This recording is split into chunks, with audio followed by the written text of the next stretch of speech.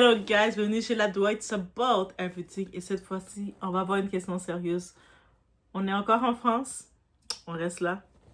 On va parler d'une situation que j'ai vue arriver. Je me suis dit, faut en parler. Parce que trop de femmes font ces bêtises-là, et puis qui souffre, c'est l'enfant.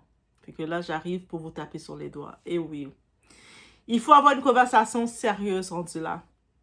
Parce qu'aujourd'hui, beaucoup de personnes confrontent aide sociale, assistance temporaire et projet de vie. Et quand le système s'effondre, ce sont souvent les enfants qui payent le prix. On voit ici, c'est l'histoire d'une mère en détresse expliquant qu'elle ne peut plus nourrir ses 7 enfants. Yo, je vous ai dit 7 enfants, guys. 7 enfants. Elle est là, elle est comme la dame qui met des commentaires, qui vient dans les chaînes des gens, mettre des commentaires bizarres de névrosés. C'est ça. 7 enfants. Et on l'annonce qu'après, malgré ces 7... Elle est là, elle a 7 enfants, et puis on l'annonce qu'il y a la coupure des services d'aide. C'est-à-dire que elle, cette femme-là, elle était capable de faire 7 enfants, mais elle n'avait aucune ressource. Elle vivait sur l'allocation, les ressources, les aides que l'État donne aux gens. Et évidemment, humainement, voir une famille souffrir touche les gens. Mais derrière l'émotion, il faut aussi parler de responsabilité. On en parle, ok? On parle là maintenant de responsabilité. On va vous choquer ici. On est chez la Dwight, it's about everything. On est le like. On y va, guys.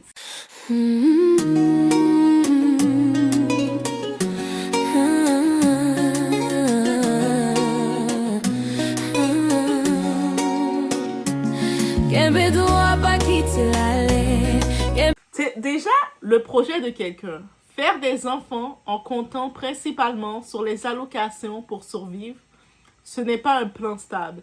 Parce qu'une aide sociale peut changer. Elle peut être réduite, elle peut être suspendue, elle peut être recalculée ou disparaître selon les lois ou les situations administratives. Donc, construire toute une vie familiale sur un système d'assistance, c'est extrêmement risqué. Et ce qui me dérange dans tout ça, c'est qu'on parle rarement de préparation. Parce qu'avoir un enfant, ce n'est pas juste Dieu va pouvoir ou le gouvernement va aider. Un enfant, c'est nourriture, logement, santé, vêtements, stabilité émotionnelle, éducation, sécurité financière. Et multiplier les naissances sans sécurité derrière, ça finit souvent par créer des situations dramatiques. Et soyons honnêtes un instant. Beaucoup de personnes savent très bien qu'avant d'arriver dans certains pays occidentaux, elles n'avaient pas accès à ce type d'aide massive. Dans nos pays afro, là, même aux Caraïbes, là, en Afrique, là, on n'a pas toutes les ressources. L'État ne nous donne pas des allocations. Tu décides, toi, d'aller pondre tes enfants, peu importe avec Joe, avec Igor, avec peu importe qui tu vas pondre tes enfants. Tu dois être responsable. OK? I'm telling it. Donc, pourquoi faire 6, 7, 8 enfants en pensant qu'un système public va éternellement être là pour absorber toutes les conséquences? C'est une vraie question que je vous pose. Vous pouvez répondre dans les commentaires. Si vous avez des enfants et puis vous vivez sur l'aide sociale et quoi que ce soit, je ne vais pas vous juger, mais je veux avoir votre avis sur ça. Vous devez me dire d'où, mais moi j'ai beaucoup d'enfants, je vis sur l'aide sociale parce que je veux savoir. Ouais, je veux savoir. Parce qu'au final, quand les aides diminuent, ce ne sont pas les adultes qui souffrent le plus, bien entendu, ce sont les enfants. Et attention, ça ne veut pas dire qu'il faut mépriser les familles pauvres. Non, on n'est pas là pour mépriser, mais on est là pour comprendre. La précarité existe, c'est vrai. On est tous en situation de précarité avec l'inflation, guys. Les accidents de vie existent. Les séparations, maladies et pertes d'emploi existent aussi. Mais il y a une différence entre tomber dans la difficulté et construire volontairement une vie entière sans plan réel en comptant sur l'assistance. Parce qu'il y a beaucoup de ces femmes africaines, de ces femmes noires Elles se disent leur mandat, je fais l'enfant dans la pauvreté et cet enfant va me sortir de la pauvreté. Je mets l'enfant dans un état de précarité, je vis sur l'aide sociale, je ne débrouille pas par moi-même et puis je deviens une boss et puis je joue à la boss alors à mon pays, pour faire croire dans mon pays que je suis une boss alors que je ne le suis pas du tout. Je vous juge. De quoi tu parles trop, t'essaies de tirer là, des célébrités. Mais là, je vous juge, vous. Le problème tabou dans tout ça. Et le vrai problème, c'est qu'Internet refuse souvent d'avoir cette conversation sans tomber dans les extrêmes. Soit on victimise totalement sans parler de responsabilité, ou soit on déshumanise complètement les familles pauvres, alors qu'on peut avoir les deux réflexions, de la compassion et du bon sens.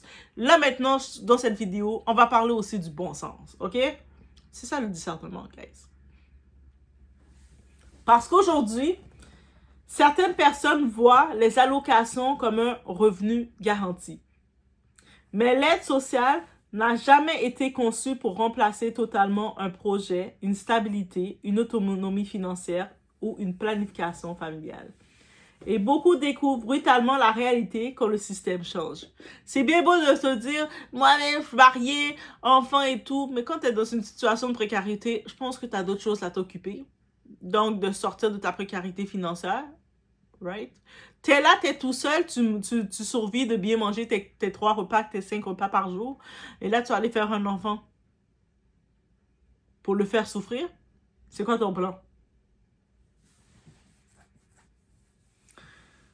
Maintenant, il faut aussi avoir une conversation plus large et surtout plus honnête.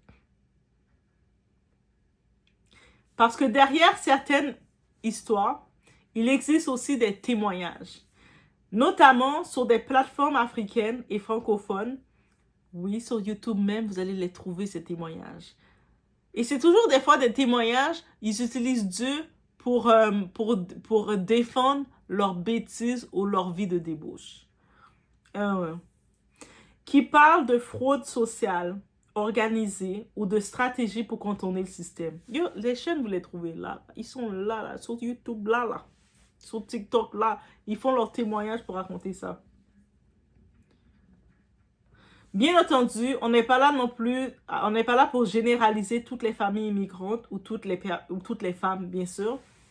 La majorité des gens travaillent dur, élèvent leurs enfants correctement et utilisent les aides uniquement quand c'est nécessaire. La majorité, on va dire. Mais c'est sûr, il y a quelques petits clous qui se retrouvent dans le panier, qui nous blessent, et c'est ça. Et on va parler de ces petits clous-là. Mais oui, il existe aussi des abus réels. Par exemple, certaines personnes expliquent, et ces personnes-là l'expliquent, là. On retrouve les témoignages. Ils sont à l'aise, ils sont contents, et puis ils vont même dire, c'est Dieu qui a fait. Et ces personnes-là, ils vont cacher volontairement la présence du Père. Donc, c'est-à-dire qu'à l'État, quand ils remplissent leurs papiers, ils vont voir les papiers d'aide sociale, les bureaux, ils vont dire qu'ils sont célibataires avec leurs 4, 5, 6 enfants. Chaque année, il y a une nouvelle grossesse, mais ils sont célibataires.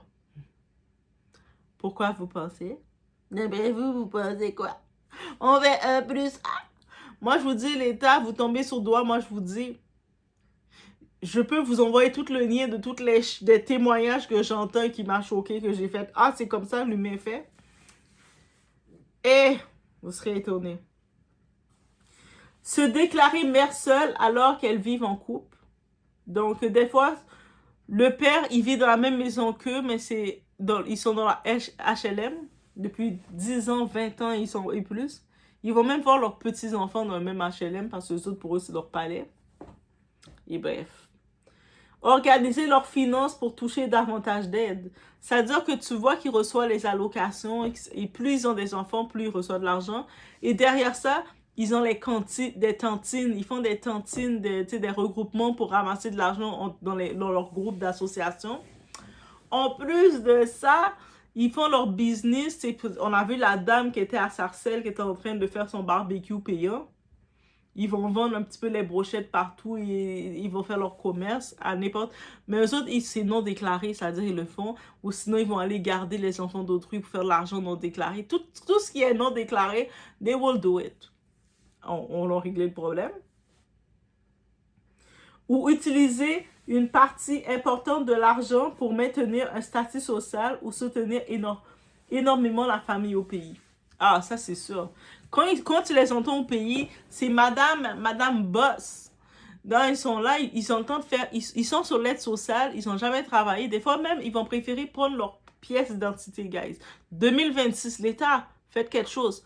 C'est des témoignages. Ils vont préférer louer leur pièce d'identité pour faire les nouveaux arrivants sans papier. Ils vont louer leur pièce d'identité pour que les personnes vont travailler à leur nom un certain nombre d'heures. Ouais. Ils font ça. Ou des fois même, il y a certaines femmes qui vont devenir des mères pondeuses. Elles vont faire des enfants. Il y a un homme qui arrive, qui n'a pas de papier. Il sait qu'en étant un parent français ou un parent européen ou occidentaux, bref, donc, ils vont même, des fois, faire des business. L'homme va venir l'enfanter parce qu'ils ne vont pas aller dans les cliniques et puis relever le sperme et tout ça. Non, ils vont se faire engrosser par tel type en échange de 10 000 euros, de l'argent. Pour eux, c'est une business. Ils n'ont pas de problème d'accoucher l'enfant, de se retrouver avec un enfant de plus. De toute façon, l'enfant va traîner dans les rues. Il va bientôt devenir un pupille de l'État. Il va peut-être, s'il n'est pas en prison, il est chanceux, ben, il va traîner dans les rues. L'enfant va travailler dans les manufactures ou va aussi avoir son HLM parce qu'ils n'ont pas le temps de s'occuper de leur enfant, bien entendu. Bien entendu, ça serait trop facile. Mais par contre, ils vont avoir des attentes que l'enfant va payer leur pension de vieillesse. Je t'ai mis au monde, tu me dois tout. La phrase préférée.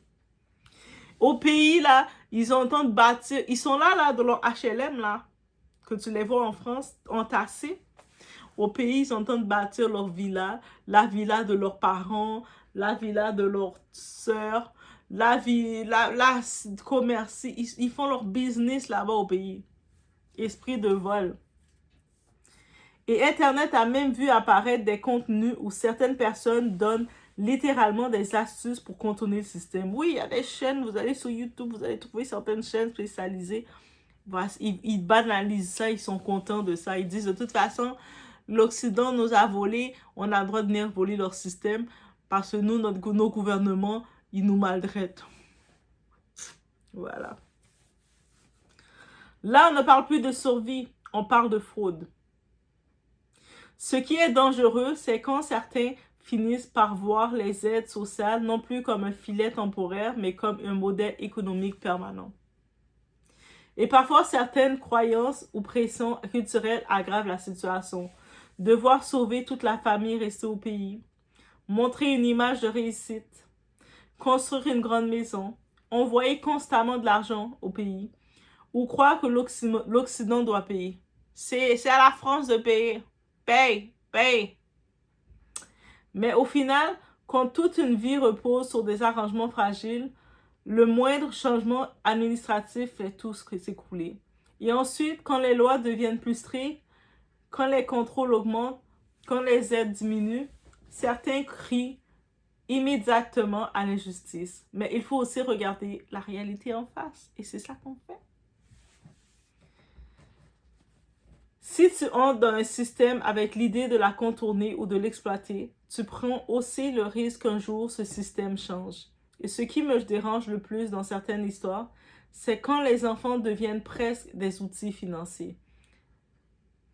Parce qu'un enfant ne devrait jamais grandir avec la pression de rembourser sa mère, devenir un investissement ou porter le poids économique de toute une famille élargie.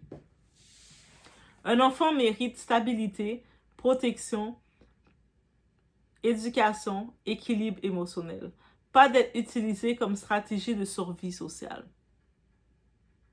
Au final, les enfants méritent mieux qu'une vie construite uniquement sur l'espoir que l'État va gérer.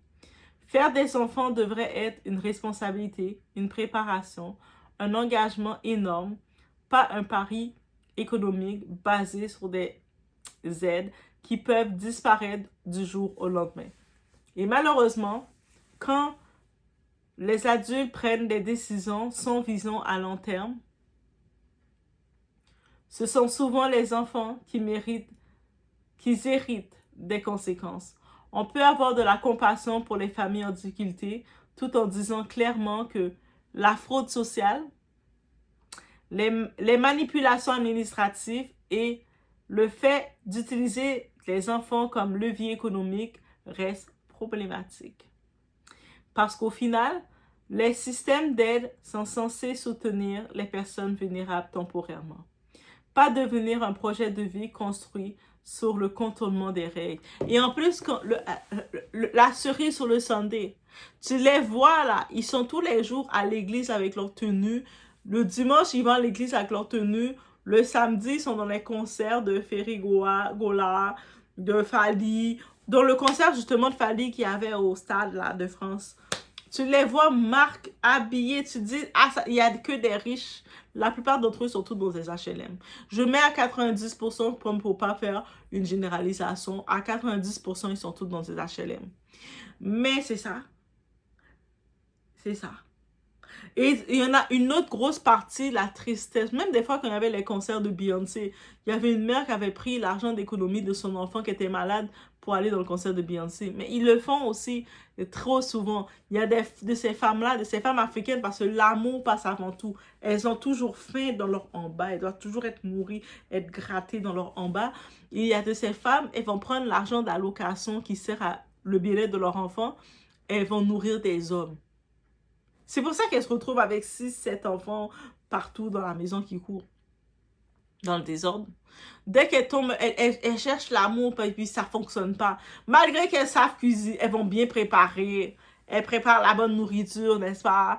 Malgré qu'elles vont faire toutes les positions, malgré qu'elles vont être soumises complètes à leur homme, elles vont même donner l'argent des enfants à l'homme. Les hommes ne les restent pas avec elles. Et puis, elles se retrouvent à accumuler des hommes. C'est pour ça qu'elles viennent après dans les commentaires de Doha pour écrire des choses. Mais, on en parle. Oui, Doha est là dans le sujet. Donc, je vous laisse sur ce. Bonne réflexion. Let me know, guys, what you think. Mais c'est un sujet qu'il fallait aborder. On se retrouve au prochain vidéo.